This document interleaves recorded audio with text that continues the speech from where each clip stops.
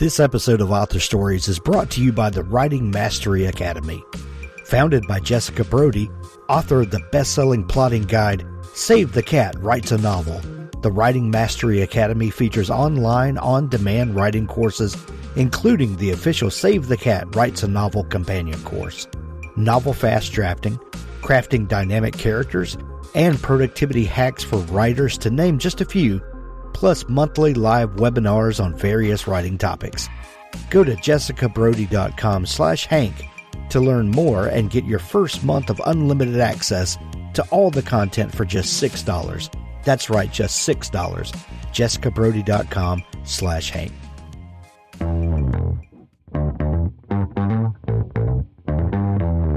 You're listening to the Author Stories Podcast, bringing you the story behind the stories and the storytellers. Margaret White, Terry Brooks, Sheena Kamal, Matthew Quick, JT Ellison, Walt D. Williams, Brad Ford, Corey Dr. O, Brandon Sanderson, Robin Mom, Ernest Klein, Jim Butcher, Sherwin Harris. Visit hankgarner.com for archives of all the shows. Today's guest is... Well, thanks for joining me again for the Author Stories Podcast, where I bring you the story behind the stories and the storytellers. Today, I am super excited to have Julie Metz on the show with me. She has an amazing new book. It's called Eva and Eve, and what a tremendous book. This is, Julie, as as I've read the book, and then this is such a treasure trove. I'm grasping for words of how to talk about this book, because it's so amazing. Anyway, we're going to talk all about it today, and hopefully we'll get into all the stuff that makes this book as wonderful as it is. But welcome to the show today. Thank you. I really appreciate being here. It's wonderful. Well, thank you. Julie, we begin each show with the same question, and that question is, what is your first memory of wanting to be a writer or storyteller? Well, that is an interesting question, because I didn't start out my working life being a writer at all. I was a graphic designer and was so for very many years. I did keep a diary as a child, and I was very devoted to it. One of the earliest reading experiences that I remember having a really profound effect on me was reading Anne Frank's diary. I think I was about 10. And of course, she treated her diary as a friend and named it Kitty. And so I sort of personalized my diary, and it went into many volumes. So that was really my early writing experiences. And it wasn't until some earth-shattering life events happened that I felt propelled to become a writer. Wow. Were you a bookish kid, Julie? Were you one of those kids that walked around with her nose in a book all the time? Yes, I was. So I always read. I read widely. My parents both worked for Simon & Schuster, so our house was stuffed with books of all sorts. My favorites were fairy tale books, mermaids, elves, lots of J.R. Tolkien, and then many of those kind of YA series of novels that I read just, endlessly. But also my parents had more adventurous books on their shelves, and it was all available to me. So I read perhaps some things that maybe weren't age appropriate, but there you go. I hear that a lot on this show. There's lots of kids who delved into their parents' bookshelves and maybe waded out a little deeper than they expected. But I think most folks have turned out okay. Yes, we turned out just fine. The other thing is that I'm a visual person. I mean, again, most of my working life has been spent in a visual pursuit. And a lot of the books that had a huge impact on me were actually books of art history with paintings and photographs. And I often found myself sort of making up stories there for myself. I was kind of a weird kid, but there you go. So I spent a lot of time with books of all sorts, and it was very encouraged. When you say that that you have worked in the visual arts, what do you like? What has been your career path with that? Well, I have been a graphic designer. In fact, I design book covers. Oh, So, that's fantastic. so I did that. My parents both worked at Simon and Schuster. My father art directed the book jackets, and my mother art directed the book interiors. I sometimes would go to their office. That was always fun, and I would steal jacket proofs out of my dad's office and wrap up my textbooks with, whatever the bestsellers were of that day, which was fun. I think people, I don't know, it made the textbooks more exciting, That I love that. I love that. So, Julie, what was there ever any doubt that you would, work in publishing in one aspect or another? Growing up in a family like that, in a home like that, that is, you had such a rare experience. Do you ever reflect on how rare that experience was? Well, I know it's unusual. I mean, I will say that when I was a kid, another book that really affected me when I was young was a book my parents gave me called The Walls of Windy Troy, which was about the excavation of Troy. So for a while, I thought maybe I'll be an archaeologist. I had all kinds of ideas, but it is true that I grew up in a family where paper, ink, books, this was the family business, and so to speak. My brother was a photographer for a long time, so that wasn't so far off. And it may be, I mean, in retrospect, there's a kind of feeling of inevitability, but it felt like a path that I kind of walked along for a while until I was sure that that was what suited me. I've done it a little differently than my parents did in that I've always been an independent worker. I've always been a freelancer. And maybe that's what allowed me to delve into writing when I felt moved to do so. Well, Julie, that makes me wonder. Uh, I love to ask people who have been involved in other pursuits, other expressions, other than writing.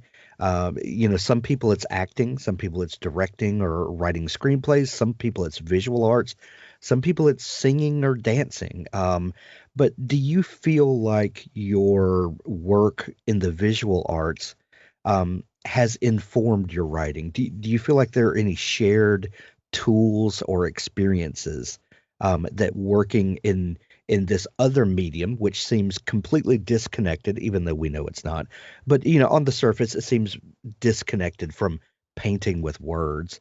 Do you feel like there's any intersection between those pursuits?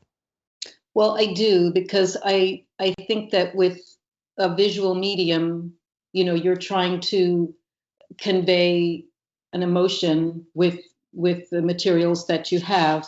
And I feel like in my writing, something that I work very hard at is sort of recreating the senses, sensuous experiences in writing. So, in fact, in Ava and Eve, one of my goals was to sort of recapture a lost world of Vienna and its Jewish population before 1938. And it was such a rich, vibrant world, and Vienna was such a particular place.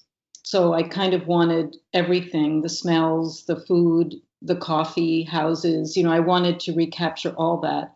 And I think that for me, when I was working on certain scenes, I would have a picture in my mind, and very much the way I think one does when you're working in a visual medium, you sort of have something in your head and you're trying to get it onto a paper. And I often felt that's what I was doing, just using words to do that. Gotcha. You published a book called Perfection several years ago.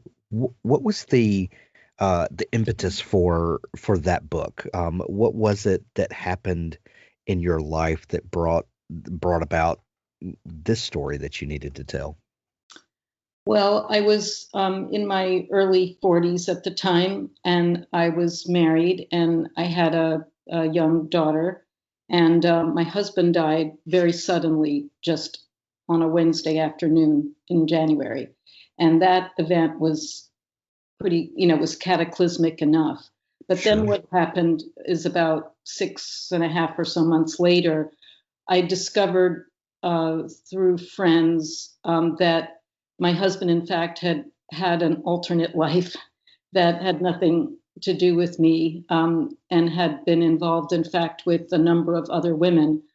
One of them, it sort of was just like your sordid small town story. It was the mother of one of my child's best friends. So it couldn't have gotten worse. I mean, it was just one of those, you can't make this stuff up kind of story. And I remember sitting in my backyard with a friend one afternoon, and she was a playwright, so perhaps that's why it came to her. She said, Julie, you should really write a book, because this is just crazy. And I said, no, I don't think so, because I had no experience, of course, doing anything like that. And then I had this experience. I think sometimes maybe this happens for other writers, where sort of a mentor figure appears when you need it. Yeah. So I was at a yoga class maybe a week or two after that experience, and this woman approached me. I knew her a bit. She was a journalist. I always found her kind of intimidating, to be honest. She walked up to me and she said, if I remember it right, she said, "Word on campus is you're writing a book." And I looked at her and just said, "I don't know where you got that, but that's not what's happening." And she said, "No, Julie, you don't understand. You have to do this." And then she invited me out to lunch. And I remember we sat there at a diner eating tuna melts. I don't know why I remember that, but I do. And she sort of instructed me on how to do it. She said, "Go home, sit for 20 minutes in front of your computer. Don't censor, just write whatever comes out, and I'll see you in a week." And it began like that. We had a few more lunches, if I remember right, and then I was on my own. But by that point, I was kind of invested in the outcome. And there were days when I cursed that woman and wondered what she'd gotten me into. But ultimately, she was sort of a book angel. And here I am. Wow. When you started, mining all of the emotions that of course are wrapped up in your story and in your life that eventually made it to the page, did you know from the beginning? Let me ask it this way: did you know from the beginning what the trajectory of that story would be? Because with a memoir like that, we're looking at a window of your life. It's not the complete story of Julie Metz from birth to where you are today, but it's a window. How did you kind of come to the point where you framed the story and you understood what the arc of that story would be? That's interesting. I would say in both my books so far, I have come to the structure rather late in the process. I sometimes imagine that maybe people who write mysteries or thrillers or detective novels kind of have an outline and an arc in mind, and maybe you'd need that. But for both my projects, that really hasn't been the case. I sort of write into it, and the structure kind of reveals itself.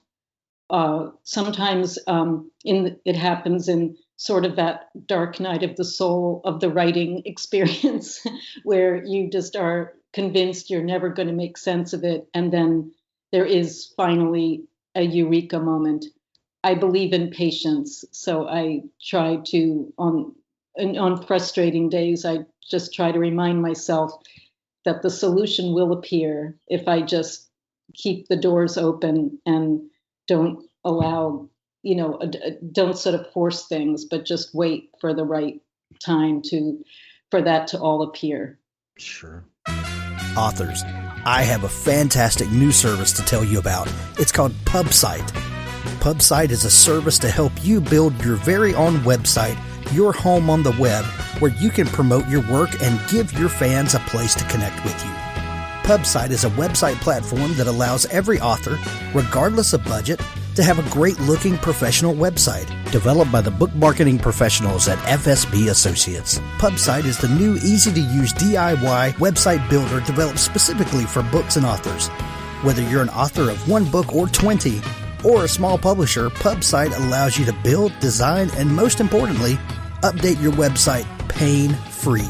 No need to be dependent on a designer or webmaster to make a small but costly change to your website. Save the money and do it yourself. PubSite is the best platform for authors because it's a book-centric platform. PubSite was built just for authors and small publishers. Every design, feature, and layout is book-centric. They have customized designs for you to use. It's easy to build. No coding or HTML is necessary to create a stunning, professional-looking website with all the features you want. Get a custom domain name, yourname.com. It's simple to update. You can add all of your books, add a blog and a book tour, sell from any retailer, manage your email list and social media, and even do e-commerce. Build your website with a 14-day free trial, then pay just $19.99 per month, which includes hosting. And we offer packages starting at $499 to set up the website for you. Pub-site.com, the place to help authors find their home on the web. So after you wrote this story and it eventually got published and, it goes out to the world and now, this, perfection, as the book was called, is a thing now.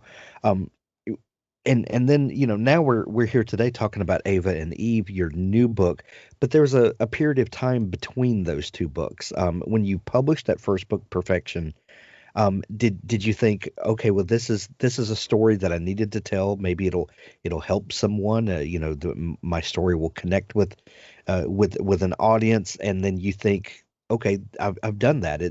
It's over. I can go on to whatever else it is that I'm doing with my life. What was the period between those two books like? Did you know in the back of your mind that this other story, this family story that you're so deeply connected with, would come about, or kind of how did you go from that project to the new one?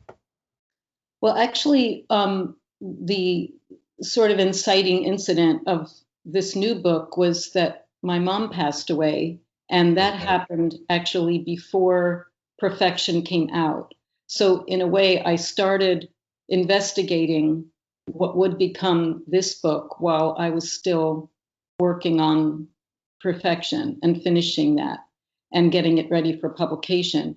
And then there was a period after my first book was published where I was just engaged with, the things that authors do when your book comes out, Sure. all the promotion. And then, but meanwhile, I was working on sort of family research for what would become Ava and Eve. I should say that at the time, I did not think it was a book necessarily. I was really doing the research for myself. But I started to understand that it would become a book a few years into the research. And then it just sort of took time to actually do the research because I wasn't a trained historian. And so I had to kind of learn that on the job. So it did take time to evolve and then become what I was, become a book, become finished. Before your mother passed, did you understand there was this family history? I mean, obviously you probably knew that your mother was an immigrant and part of her story, but did you know the depth of the complexities that you would go on to uncover?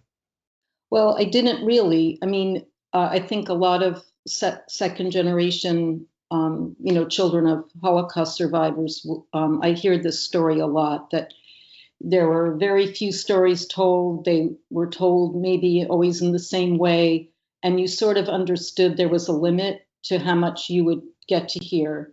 It was after my mother died that I found this keepsake book in the back of a drawer. It was way in the back of a drawer, hidden under clothing that I was removing and packing up. And when I pulled this book out, I showed it to my father and asked him if he'd ever seen it before. He said no, and they had been married for about 54 years. So when he said that, I realized that there was some secret pain, and that this book was holding it. And I think, as a visual person, I understood that an object could hold things like that. And it was at that point that I knew that it was a clue to something, and that I wanted to know more. I didn't know what I'd find. I didn't even know if it was possible to find out anything, because so many years had gone by. What I discovered was that there are many, many people who are researching this period, and they were all incredibly generous with me with their time, and answered questions endlessly. So how do you go about it, when you're discovering your mother's story and you find these keepsakes? I would imagine that I've done family history for my family, and what you discover is that when you uncover one little nugget, that then brings about 10 other questions, and then you start, you set out to answer those 10 questions, and they just uncover 10 more questions per question that you answer, and it just kind of snowballs. When you're dealing with immigrant parents especially, how do you start tracing down these threads? And I know that it began just for your own edification, but how do you first off, how do you start tracing down these things? Well, in my case, the sort of connection that I had was that my mother had given an interview to an institute called the Leo Baeck Institute in New York. And what they do is they collect first-person narratives. And this was very old school. It came on an actual cassette tape. And at the time, I still owned a tape deck. But then after my mother died, by that point, I had, passed that tape deck on many years earlier. And so all I had was this kind of object, this sort of archival object. But after she died, I had it transferred so that I could listen to it and really consider the content in a new way. And then at that point, I reached out to the Institute itself and began working with one of their researchers. And his name is Michael Simonson. He was incredibly generous for all the years that I worked on this. So he really started pointing me in directions. He gave me things to read. He would make connections to people in Austria. One thing about Austria is that I know that some people, for example, who have family history in Poland or, say, other countries, that it can be more difficult. But there usually is a way to get to some kind of archive. And in Austria, there is a lot. There's just a lot of history there. And once you are pointed, once I got pointed in the right direction, then I went down all the rabbit holes. Sometimes they were fruitful. Sometimes at the time it seemed maybe this is a distraction and I'm getting bogged down. But I will say that every place I investigated, I learned something that ultimately was useful to me. And, this included even researching the family of the American vice consul who issued the visa that saved my mother's life and her parents. I was so curious about that because I knew that the quotas had been so low, and I wondered how they had managed to persuade this vice consul that they were going to be good immigrants, good American immigrants. So I went down so many avenues. I found it all, fascinating. And then the challenge, of course, was to weave it into a story that would be, would interest other people. What was your experience with uh, knowing that this should be a book that goes out to the world. What was that similar to your experience with your first book, where you're dealing with these emotions and the things that you're finding out, and then someone says, that this is a story that needs to be told. At what point did this go from being a genealogical project for your own benefit to, okay, this is a story that needs to go to a much wider audience? Well, in a way, it really was the changing political climate here, where you started to see this kind of revival of anti-immigrant feeling and xenophobia, and very specifically this idea of America first. I had just been reading a book. It was for research for my project that I kind of wish every American could read. It's called Behold America by Sarah Churchwell. And it's a history of the idea of America first and the American dream. So these two very central ideas. And what I did not know until I read that book is that America first as a concept has been around forever. It has always been anti-immigrant. That's really its nature. For a time, it was the sort of calling card of the Ku Klux Klan. So it's always been this kind of, it's never been a good thing. Let's put it that way, in my opinion. It's always been isolationist and xenophobic. And so when I started to see that reviving here, it felt very dangerous and very urgent to share a story about immigration and how perilous really it is when we start looking at immigrants as other and we don't take the time to see that these are families that are desperate. Nobody wants to leave their home, really. They would prefer to stay in their home country. My mother's family surely would have. They loved Austria. They were very proud and patriotic Austrians, and they didn't want to leave. They had to come here because they wanted to live. And I felt that it was important for people to see immigrants with compassion and to also reject this idea of what is an American. We really need to rethink that notion and be more open-minded about what an American is. In the middle of the book, Julie, you've got a collection of photographs and, well, I guess they're all photographs, but some of them are photos of photos, and some of them are different collections of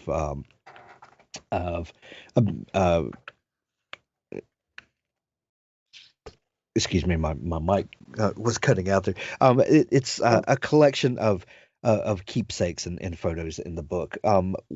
What was the motivation behind collecting these and deciding what artifacts to include? And it really adds to the texture of the story to see these things that and to remember these are real people and these are real events.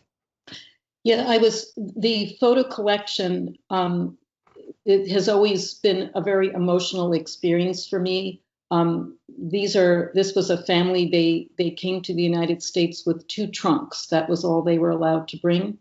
So you make choices about what you're going to bring. You have to leave most of your belongings behind. But what they chose to bring was this very extensive photo collection. It's quite unusually intact. Now I've actually donated it to the Leo Baeck Institute so that other people can use it for research purposes. But it charts a family that it goes back to, I'm thinking the 1880s. There are a couple of the photos that they're not in the book, but they are at the archive, where you see the origins of this family in Galicia. Then they come to Vienna. You can see just how integrated they were into Austrian life. Some people use the word assimilated. I don't really like to use that word anymore because a lot of historians I've talked to take issue with that. I think the reason why I wanted to include the photos was really to show here was a family just like a lot of other families. They worked hard. They belonged to this city. They felt that they had a place there. They felt that their future was there. And then that all ended very abruptly in March of 1938, almost overnight. Well, Eva and Eve is a fantastic read that I know people are going to just fall in love with. We're going to put links to the book in the show notes of this episode to make it easy for folks to find it if they want to order it online or go visit your local bookstore. More and more bookstores are opening back up, and so go grab it in physical copy if you can. Also, it's available in audiobook. Is that right? Yes, and it's beautifully read. I was privileged that my publishing company allowed me to sort of audition, to sample different actresses. And the actress I chose, I loved her voice because it was very musical. And I felt that it sort of seemed to capture something of that feeling of old Europe that I was looking for. She really does a beautiful job. Oh, that's amazing. That's amazing. We'll put links to that as well if folks want to grab the audiobook. Julie, if people are just discovering you and want to dig into all the great stuff that you do, where can they find you online? Well, I have my website is juliemetz.com, and I'd also invite people to follow me on Instagram, where I'm at Julie Metz Writer, all one word. And I post all kinds of their trailers for the book. I post adventures in the Hudson Valley, which is where I live, and writing adventures. And, there are lots of videos that I've made to develop some of the ideas in the book. And I hope people will join me there. Great. We'll put links to the website in the show notes as well. Julie, this has been so much fun chatting. Thank you so much for taking time to come on the show. And thank you so much for having me. It's been a real pleasure. Authors, if you're looking for a partner to help ensure that your book is the best it can possibly be, look no further than Pico's House. Crystal and her staff make a conscious effort to be critical yet courteous. They also strive to make the business side of things run smoothly so that you can rest easy knowing that your manuscript is in capable hands. Whether you need beta reading, developmental editing, a manuscript critique, line editing, copy editing, or proofreading, Pico's House is the one-stop shop for you. Check them out today at picoshouse.com to get started.